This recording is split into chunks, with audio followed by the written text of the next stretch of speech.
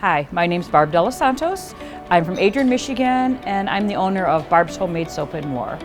We've been a soap making and cosmetics making company since about 1999, and I've been a member of the HSCG for about 13, 14 years. Currently, I sit as your board of directors vice president. We're going to talk today a little bit about knowing the direction your business is going. Once your business begins, it's good to have a good idea of where you want your business to go. Many soap makers enjoy the cottage size of their business, doing the farmers markets, making it for friends, family, and gifts. But there's a whole lot of soap makers that are really wanting to make a business out of their soap making craft. In that case, you need to know the direction your soap making business is going. Do you want it to be a local business? Do you want it to become a large wholesale business? Are you really looking to become a distributor where you're making it for other companies? Having a good idea of where you want to go will help you when you decide how to make your business grow. So just a couple bits of advice when you're starting your business is first, learn your craft. Make sure that you know what you're making, you know why you're making it, and you understand all aspects of the craft that you're doing.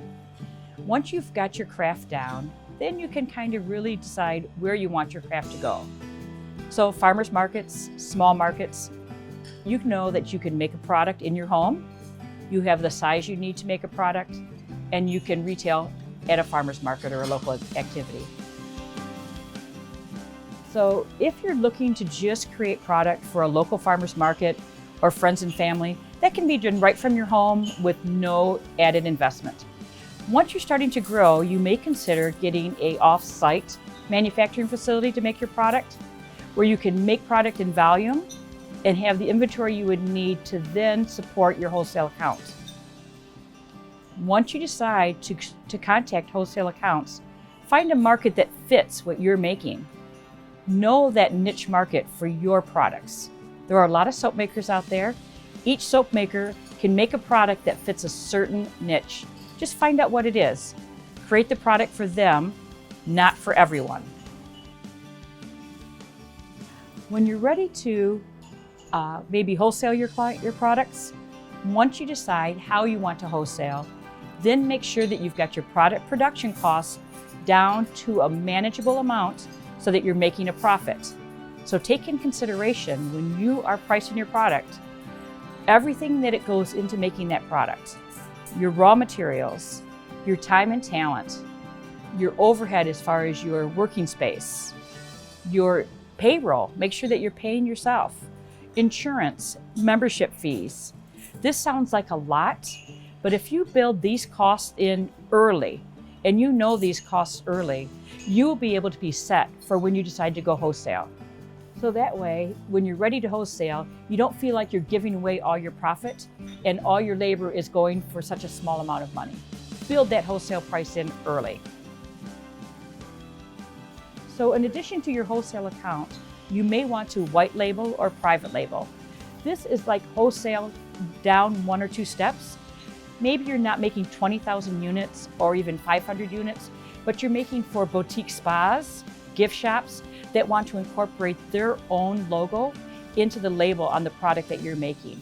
This is a great way for smaller businesses to get some lovely wholesale accounts. You're working in smaller numbers, easier to handle. You are making the product with a good profit margin, and you're putting someone's label on the front. When white labeling and private labeling, remember to be careful that your client does not tell you what you're going to be producing. If they want a product outside your current product line, if they want specialty items, if they want special colors, you are able to bill for that. Don't let yourself be shortchanged by recreating your product line for a private label without making the profit on that private label. So it's a good rule of thumb in the beginning to private label your products that you're already comfortable and familiar with. And then as you grow larger and you want to private label custom products, you can bill for that. Don't forget, everything you do takes your time and your knowledge, and you should be compensated for it.